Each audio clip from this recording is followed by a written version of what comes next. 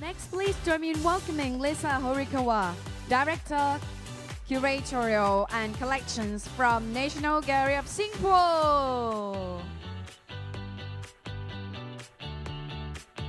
And please welcome the moderator of this section, คุณอดุลยา หุนตระกูล Director of Bangkok Art and Culture Center.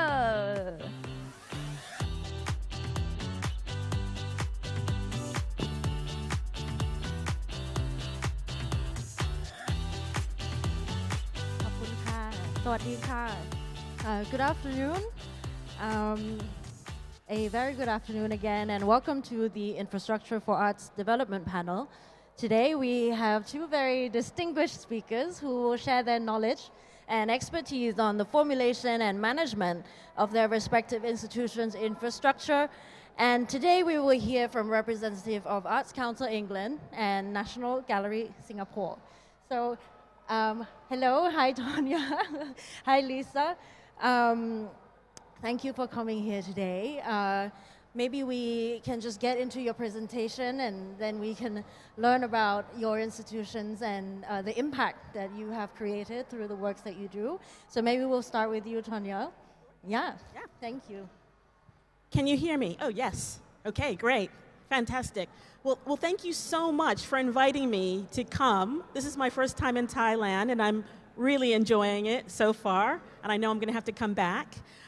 But today I'm going to be talking about Arts Council England and how we create a thriving arts and culture sector. You may pick up on the fact that my accent is an American accent. I am American. I'm from Washington, D.C., but I moved to London about 15 years ago. So I may, when I speak, talk a little bit about how the UK actually differs from the US and how it supports arts and culture as well, and I hope that's okay. So I'll start my presentation now. So just a brief history of Arts Council. We were established in 1946, and essentially we were there to just fund a small number of organizations in central London that we thought were of significant value, that we wanted to make sure that there was an organization that was funding and supporting them to be able to develop and grow. At that time, actually, all the arts were being supported across the country by regional arts boards. So they were all separate entities that were running arts across the country. And then in 2002, all of those regional boards merged into one arts council, the arts council that we have today. In the beginning, it was just music and performing arts, and then museums and libraries came into our portfolio. And now we've even branched into education. So we work not only with the Department for Culture, but we work with the Department of Education to provide music education. And so just so you know where we are today, we fund 1,000 organizations across music, theater, dance, visual arts, combined arts, literature, museums, and libraries. But we also provide funding for projects, individual projects, and for sector development activities. So I'm from the London office, but we're actually headquartered in Manchester in the middle of the country. And part of the reason for that is we want to demonstrate that culture is thriving across the country. It's not just London. And so we have 9 offices spread across the country where we have staff that are experts in all of these art forms, helping us deliver on our mission. Just to give you a sense of our close to £1 billion is what we have to spend on arts and culture. If you compare that to, let's say, Germany, it's actually quite small. But for other places, it's really quite big. That's what we have. So we're considered an arm's length body of the culture, the ministry culture. I think that's what you would call it here, Department for Digital Culture, Media and Sport, which means that we get all of our funding from the government, but we actually make the decisions on how that funding is used independent of government action. Not only do we give out money from government, but we also distribute money from the National Lottery. So people who gamble through the National Lottery, those proceeds also come to Arts Council to distribute for good causes. So we operate with a 10-year strategy, and it's called Let's Create. Our current strategy runs from 2020, so right before COVID, to 2030. Our vision for our strategy is we want England to be a country in which creativity of each of us is valued and given a chance to flourish, and where every one of us has access to a remarkable range of high-quality cultural experiences. So our vision for this strategy actually differs from our last strategy, which was all about great arts for everyone. The way that we thought about it before was it's all about giving people access to arts, but not so much about them cultivating their own creativity. But now we are really in the business of helping everybody understand themselves as a creative being, as well as getting access to art. So our strategy has 3 outcomes that we're aiming for. Creative people, so everybody has a chance to express their creativity. Cultural communities, where we really activate and make people feel proud of where they're from, no matter where they are in England, through culture. And then we have a creative and cultural country, where we want to make sure that we maintain the highest level quality arts that people feel, is of international quality, and that we engage with not only, the United Kingdom, Europe, but abroad in innovative and collaborative ways. And just to give you a sense, the strategy is on our website, so if anybody's interested in looking through all the different parts, you can. But I just wanted to highlight outcome 3.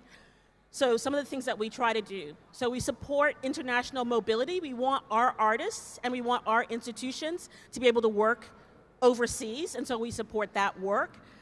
We want work to tour abroad, but we also want to bring work from abroad into the UK to enrich our culture.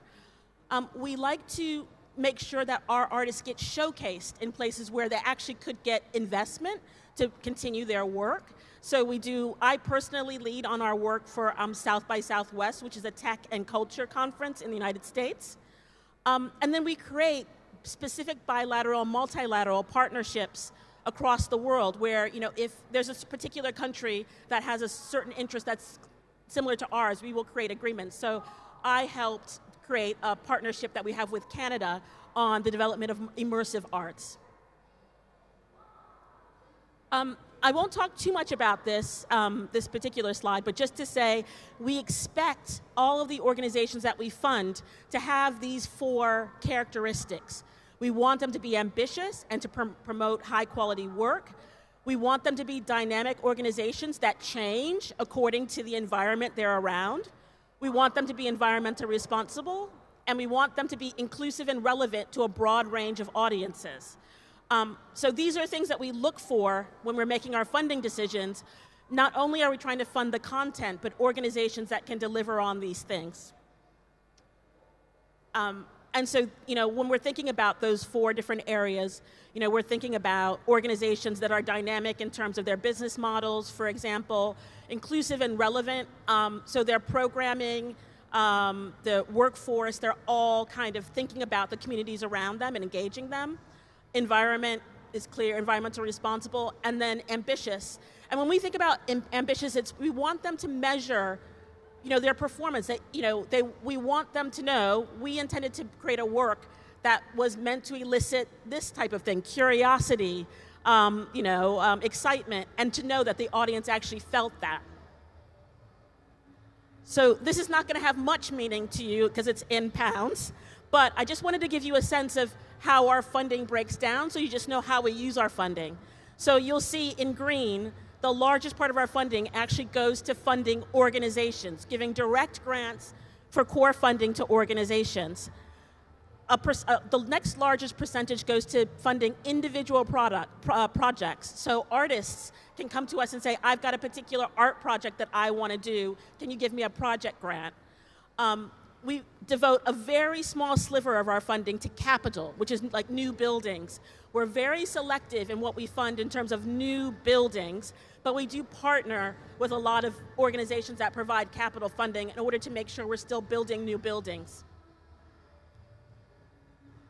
I think this slide gives you a sense of how funding breaks down in the UK for the most part.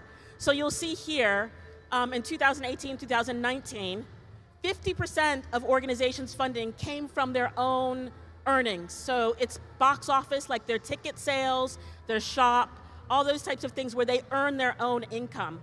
27% came from us, from the public funder, Arts Council, and 21 came from private investment. So that's donors, trusts and foundations, that type of thing. So that's where we try to, that's the mix we go for, is that we are 30% funders and they get funding from other places. But you'll see that's very different for 2020 and 2021. Then that was because that was COVID. So we knew those organizations would not be able to earn their own income because nobody could go. So we had to make up the difference by funding by 63%. And this last slide I wanted to show, I think it's a really old slide, but I just think it makes sense in terms of understanding how different countries around the world fund art differently. So what you'll see is London, which is considered a cultural capital of the world. There's very little funding that goes into London that is from the local government of London. So the City of London doesn't have money for arts and culture. All of London's money comes from the national government, from the Arts Council. We fund that. Whereas in other cities, there's much higher percentage of city funding, for in this slide, Shenzhen and San Francisco, where it's high on the city level and low on the national level. And so, I mean, there's lots of different models to explore in terms of that relationship between local government and national government. And what I would say just to end is, I know that the Arts Council model is something that's particularly interesting right now in Thailand. And I have to say, it's a model that, in 2 years, it'll be our 80th anniversary. But it doesn't mean that it doesn't get challenged. So many organizations say, Arts Council's asking us to do too much. We think we should just be focused on producing excellent opera. We don't want to be part of the Arts Council. Can you create a new organization that just looks at opera or classical music? Or could you create a separate organization that talks about individual creativity and you just fund the organization? So we're constantly struggling to reinforce our model and show the benefits of working collaboratively across the country and to not make differences between high elite art and everyday creativity. I'll stop there. Okay, thank you so much. Thank you so much, Tonya. I think, yes, definitely the model of an art council is extremely important to the development of the arts or any countries, both developed and developing. What I thought was actually interesting is your emphasis on encouraging collaborating organizations to also have their own autonomy to create an industry yourself. I think maybe we'll elaborate on this a little bit later during our panel discussion. I think that's maybe a point that a lot of people perhaps misunderstand, is that a council needs to fund everything 100%. And then maybe we can talk about the advantages and disadvantages of that a bit later. Okay, thank you so much. And maybe we'll move on to Lisa. Thank you, Lisa. Thank you, Kun Kim, and the organizer for having me here. It's such a pleasure to be here. Since we have very limited time, I'll get right into it. I come from National Gallery, Singapore. Let me show you the image of our building. So when you look at this image of National Gallery, Singapore, it looks very grand, it looks very solemn. It almost has a timeless feel to it, but you may be surprised that we're relatively young as an institution. We only opened in 2015 and celebrating our 10th anniversary only next year. I've been with the National Gallery for 11 years. We have a team of about 20 curators.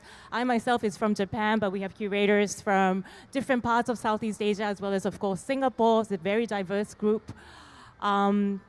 And one of the things that I've been asked today to focus on specifically, how does National Gallery Singapore go about collecting and building its collection, which prides itself in regional Southeast Asia focus. So I'll try to share a little bit of that.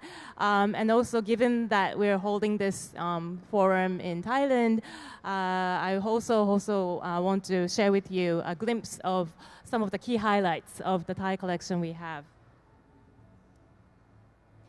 Okay, so one of the things that I, along with the group of curators, undertook after we opened the museum, you might be kind of see that as too late, but was can we trace back the history of our collection? So even though we're relatively young as an institution, the history we found out of our collection actually dates back to 1960 when Malayan film magnate and one of the co-founders of Cathay organizations donated more than 100 works from his own collection to the state. And this is, just 1 year after Singapore's self-governance, prior to the 1965 independence. There were no sort of public level, national level art museums to speak of. But he donated his own collection with the hope that one day his collection would be featured in a public, proper art museum. Unfortunately, he didn't live up, to see that. He actually died in a plane accident in 1964, and it was only in 1976 when a small wing within the National Museum was converted into National Museum Art Gallery. And as we kind of digged into the history of our collection, we also realized that amongst Dato' Lok's initial donation, there were works from other parts of Southeast Asia, including Malaysia, Indonesia, the Philippines. So you can tell that this sort of regional inclination, the orientation and the desire to look towards Southeast Asia, the region, was already there from the very beginning, and something that we inherited. You can see a historical trajectory of our collection. So starting from the 1960 donation by Dato' Lok to National Museum Art Gallery, and of course, Singapore Art Museum. Many of you may be familiar with SAM, that was established in 1996. And we conducted a 3-year exercise with SAM prior to our opening to reallocate SAM's collection with us. And then we started our own sort of autonomous collecting activities in 2009, so 6 years prior to our opening. So all of these historical layers are inscribed in our collection. And I think it's important that as a museum, we tell this story and document and tell it back and share this with our public because collection, after all, it's not just a museum, but it's of the peoples, right? And we ourselves could have see this collection also belonging to the region as well, given the Southeast Asian scope. We have 2 large-scale sort of long-term galleries dedicated to primarily showcasing the highlights of our collection. But this is also, while you see the stars, right, the iconic pieces of our collection starting from the 19th century to the present, it's also a platform where curators continuously sort of rotate the display and present our newest research manifested through recent acquisitions. So it's a type of gallery that we hope that our visitors will continue to make repeated visits, and every time they come to the gallery, they discover something different. Just to share with you some of the hang that the curatorial approach we take. The image on the left you see here is Huel Haripitak's face juxtaposed against works from other parts of Southeast Asia, Indonesia, Myanmar. Of course, quite divergent in its forms, but at the same time sharing shared artistic impulse toward experimenting with forms and colors and the cubistic language. And we also have the later speaker, Kung Napinan's work, also presented alongside contemporaneous works from other parts of the region in our contemporary gallery. Maybe we zoom back a little, and I'll touch a little bit upon how the museums are structured in Singapore. So when we were established in 2015, there was a sort of structuring, organization of how the museums and heritage institutions are run in Singapore. So prior to that, all of the national level museums were under the purview of the National Heritage Board, which reports to the ministry, right? MCCY, Ministry of Culture, Community and Youth. But when we were established, in time with that, us, together with Singapore Art Museum and another Singapore institution called Singapore Tyler Print Institute, the three of us formed a new cluster called Visual Arts Cluster, right? And we're companies limited by guarantee, which means that we have a bit of flexibility. Although we're largely funded by the government, we have more flexibility in terms of fundraising, governance, and policies. But some people also see it as not so flexible. In fact, you are kind of confined by the rules of both worlds. So it's not, just the picture perfect kind of situation, but we work within and navigate through that structure. But one thing I wanted to highlight in relation to collection is that even though we are as an entity separated from National Heritage Board and all other heritage museums, so History Museum, Asian Civilization Museum, other public institutions report to National Heritage Board, separate entity from us, the collection part is actually all consolidated and managed under National Heritage Board, under the rubric of national collection. Let me explain a little bit.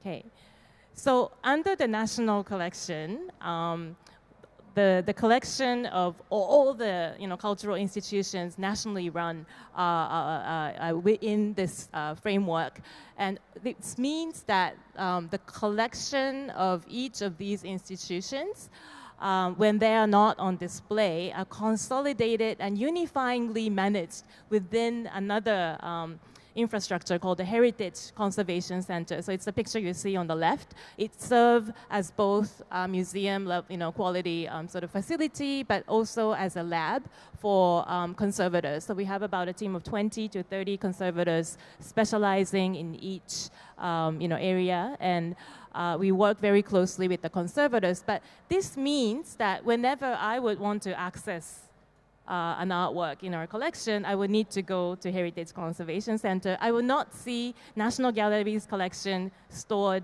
by itself. It will be stored alongside works from other collections. So in that way, the autonomy of each institution may be lost, but I think as a framework, financially, in terms of sustainability, this is probably an ideal sort of model for a country like Singapore, right? Which it's a very small, little red dot, and it has the state has a lot of, give a lot of funding to the culture. But one thing I do appreciate this framework is that I can tap onto the collections of other museums very easily. So you see Sergeant's, portrait of Sir Franks. It's a colonial period painting of the English, statesman in the National Museum collection. We use this work in our Artist and Empire exhibition. So it does broaden your perspective as a curator, and we can kind of introduce new perspective into our collection with the use of other collections as well. Okay, so we, although focus, of course, on the Southeast Asian collection, actually, in terms of composition, still, 70% of the works in our collection, in total, it's about 9,000 works. Of that, about 70% are works from Singapore, and I've highlighted the percentage for Thailand. It's about 1.25%. You might see that as relatively small, but we are working very hard to address the gap. And just to show you some highlights from our Thai modern art and contemporary art collection. These are some of the highlights, both from our recent acquisitions as well as the works that we inherited from Sam. Yeah. Let's zoom in to the Thai collection. Yeah. So as I said, there are about 120 works. In terms of time period, it starts around 1850s, goes all the way to about mid-2010s. Represented are 42 artists. I would say that the strongest sort of focus is on the works from the 1970s to 2000s. Prior to us, during the time when Sam was collecting, their focus was really primarily on the 80s and 90s. So we have expanded that time limit, but I would say that the works from the earlier period is still severely lacking. Of 42 artists, now this is a very glaring and sad figure, but only 3 are women artists. So this is clearly an area that we need to work on. Despite the very significant position sculpture holds in Thai modern art, we only have 2 in our collection. So you can see that it's very much a work in progress. But just to supplement, aside from us, of course, Sam holds about 150 works by Thai artists as well. So you kind of need to see it holistically as well. Yeah. Okay, so I think through efforts like, digging into our collection history, creating exhibitions, and traveling our exhibitions also to, I have an example here on the right where we did an exhibition of Latif Mohidin, a Malaysian leading modernist painter at Pompidou, Saint Pompidou in Paris, as well as in KL, Kuala Lumpur in Malaysia. We've been putting a lot of effort in connecting Southeast Asia to the larger, global art history. And for those of you who are going to Venice, we do have 8 works that have been included in the historical, portraiture section of the current Biennale that's going on. So that's something that I think we've been quite successful at. And then on the ground level, we've also been developing a lot of, outreach programs, even things like publishing children's books, focusing on the different Southeast Asian countries as well. But just to finish up, sorry, I think I've overrun.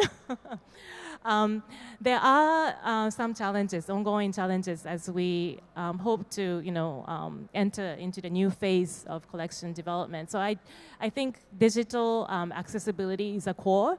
Our collection database that's published online is a key portal where, through which we get many requests for loans from outside museums. But we are restricted by, copyright, and I think the understanding and practice around copyright is still very much uneven across Southeast Asia. So that's something that we've been working on, trying to request and ask for understanding from artists as well as artist estates.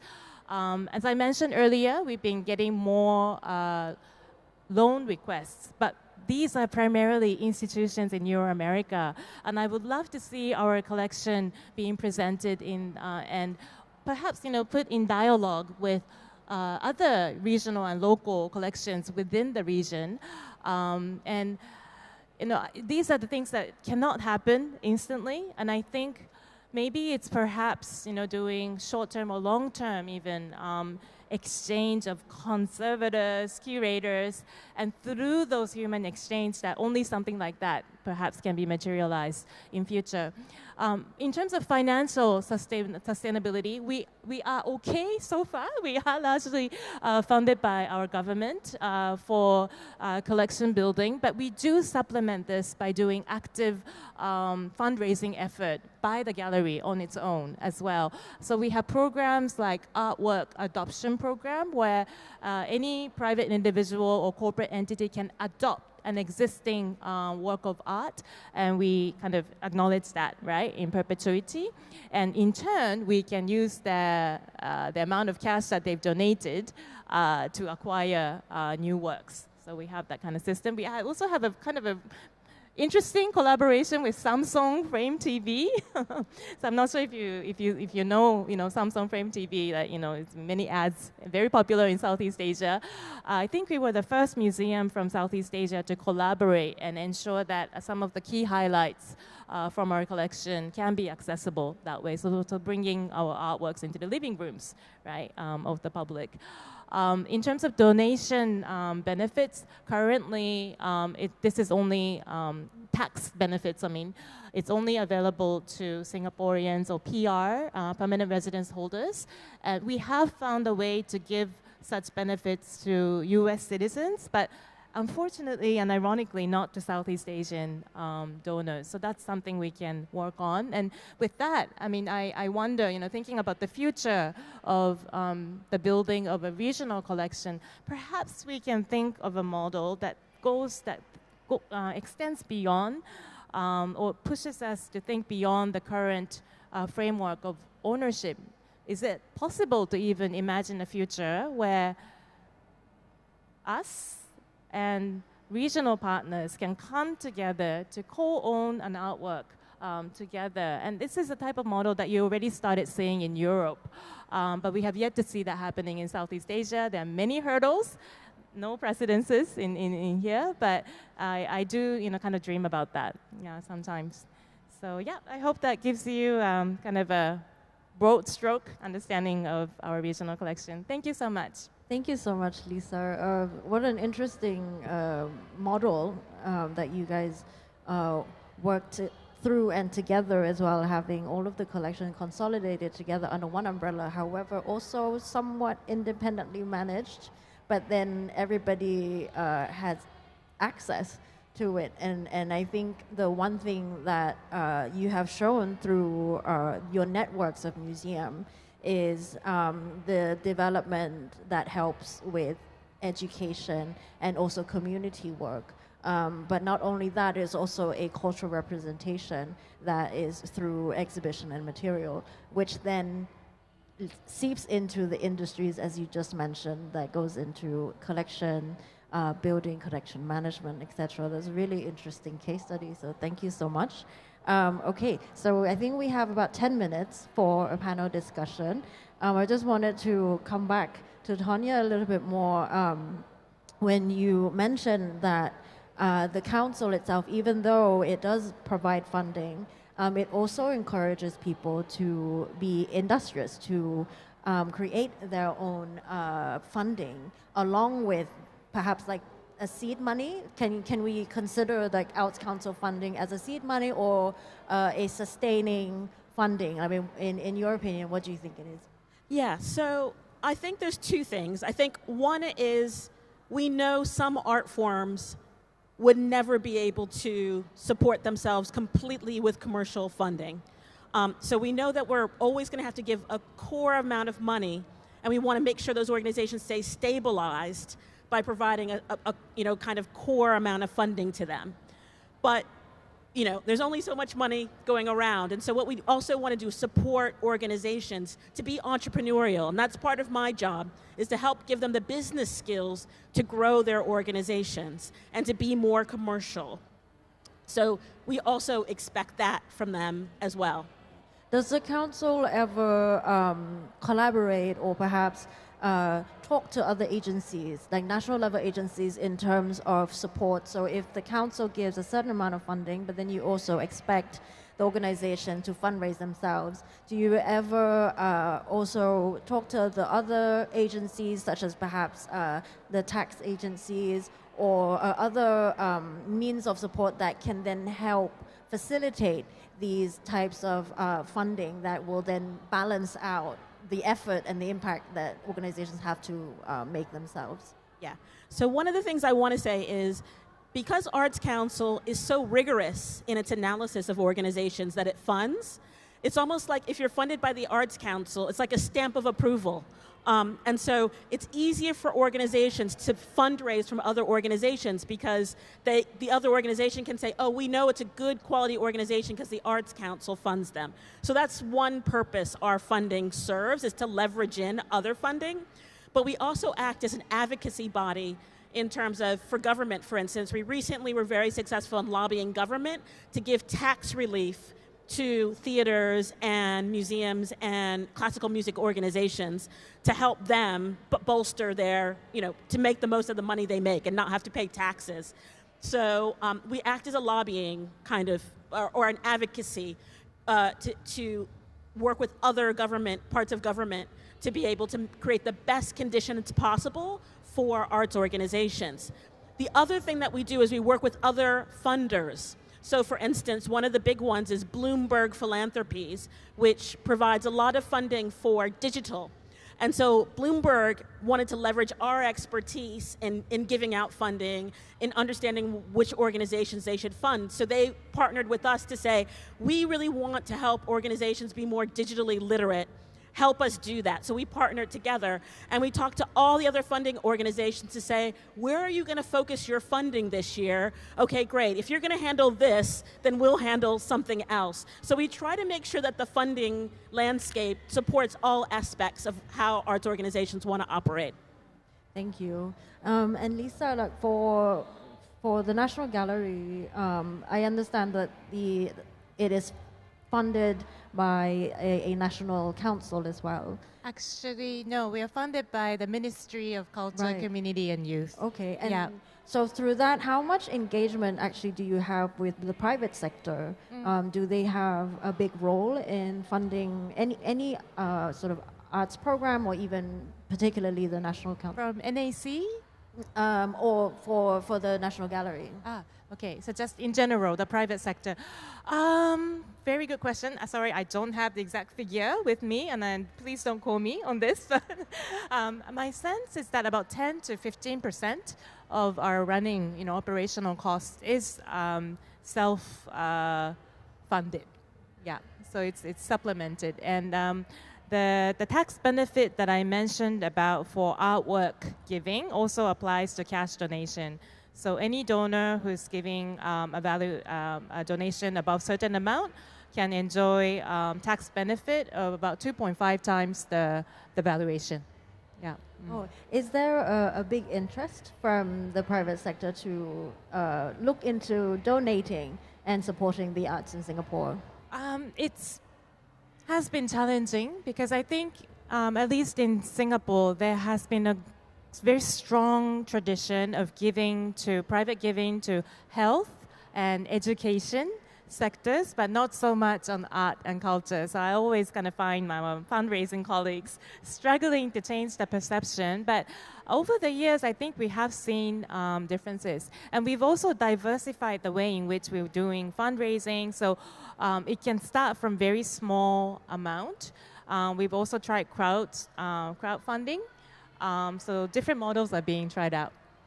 Thank you. So for the last 5 minutes, I just wanted to maybe throw a general question towards the two of you, just in terms of looking towards the future, maybe the next 20 years for you, just to reflect on your prospective institution's past work and its impact that it has done for you 80 years, 60, 70 years.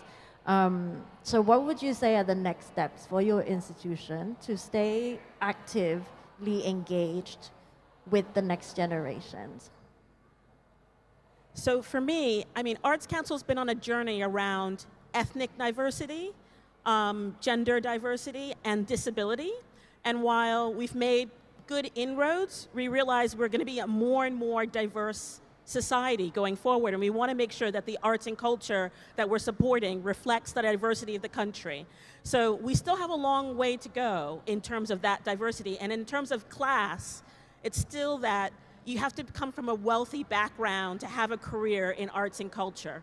So we're really trying to think about how we can deal with issues of class and making sure that the artists of the future come from all classes of society. The other thing is, I think, we live in a much more rich data culture. Every commercial organization uses data to understand their audience, their customers better. And I think as a sector, we're not very good at using our data effectively. So we're really trying to encourage ourselves and the sector to be more data-driven, to really understand their audiences and to be responding to their audiences. And sometimes we have a bit of pushback and tension because, organizations will say, we're just focused on the content and the audiences will come. We just focus on the content. But we want them to think, about audiences. Not to say that every piece of content needs to be relevant to every audience, but you have to think about that, I think. And then finally, I just think the next generation just wants to engage with arts in different ways. In terms of the behavioral studies we've seen, there's such an emphasis on interactivity, of not being a passive consumer of art.